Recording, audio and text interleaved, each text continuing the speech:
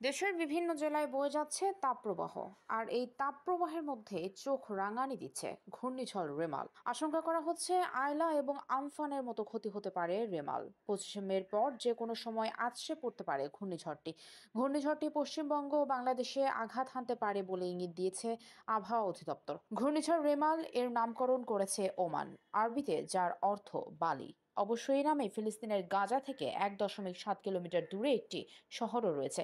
এবার ধেয়ে আসতে পারে সেই রেমাল, তবে কতটা ভয়াবহ হবে সেই ঝড় তা এখনো স্পষ্ট নয়। আবহাওয়া অফিস জানিয়েছে, ঘূর্ণিঝড় তৈরির জন্য সাগরের পানির তলায় তাপমাত্রা 26.5 ডিগ্রি সেলসিয়াস হতে হয়।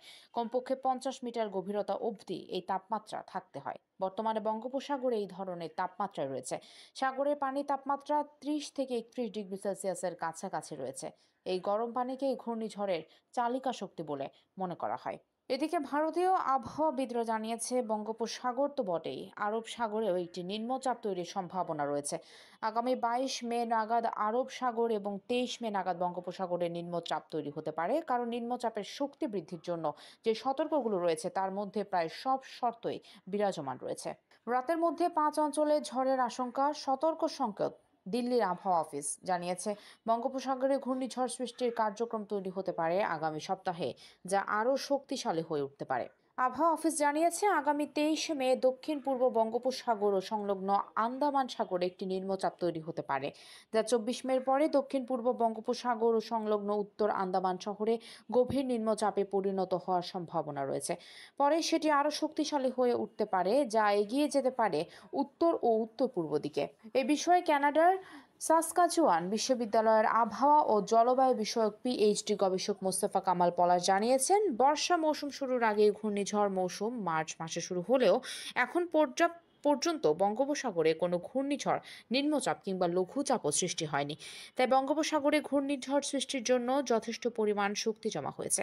সম্ভাব্য ঘূর্ণিঝড়টি যেহেতু 20 মের পরে সৃষ্টি হওয়ার আশঙ্কা রয়েছে, তাই এটি খুবই শক্তিশালী হয়ে উঠতে পারে।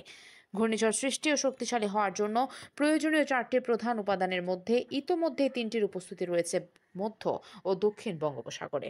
বিভিন্ন আবহাওয়া মডেল বিশ্লেষণ করে এই আবহাওয়া বিশেষজ্ঞ জানান, প্রায় সব মডেলই দক্ষিণ মধ্য বঙ্গোপসাগরে একটি লঘুচাপ সৃষ্টির আশঙ্কা নির্দেশ করছে, যা আগামী 21 মে থেকে 23 মের মধ্যে সৃষ্টি হতে পারে। এরপর 24 মে পূর্ণাঙ্গ ঘূর্ণিঝড়ের শক্তি অর্জন করতে পারে। তিনি আরও জানান, ঘূর্ণিঝড় রেমাল যদি ভারতের অন্ধ্রপ্রদেশ ও উড়িষ্যা রাজ্যের মধ্যবর্তী উপকূলে আঘাত করে, তবে স্থলভাগে আঘাতের সম্ভাব্য সময় হবে 25 মে সন্ধ্যার পর থেকে 26 মে সন্ধ্যার মধ্যে। আর যদি বাংলাদেশে বরিশাল ও খুলনা বিভাগ এবং ভারতের পশ্চিমবঙ্গের মধ্যবর্তী স্থানের উপকূল দিয়ে স্থলভাগে আঘাত করে, তবে সম্ভাব্য সময় হবে 26 মে দুপুর 12টার পর থেকে 27 মে সন্ধ্যার মধ্যে। এদিকে ঢাকার আবহাওয়া অধিদপ্তরের পরিচালক আজিজুর রহমান জানান, আগামী 20 মে থেকে এই সম্ভাব্য ঘূর্ণিঝড়ের গতিপথ স্পষ্ট হতে পারে। তবে কোথায়, কত গতিতে এটি আঘাত হানতে পারে তা এখনই বলা যাচ্ছে না। অনুমান করা হচ্ছে, পশ্চিমবঙ্গ বা বাংলাদেশের মধ্যে কোথাও এটি আছড়ে পড়তে পারে। এই ঘূর্ণিঝড়ের জেরে 24 মে রাত থেকে বৃষ্টি শুরু হতে পারে উপকূল এলাকায়। বৃষ্টি চলতে পারে 26 মে পর্যন্ত।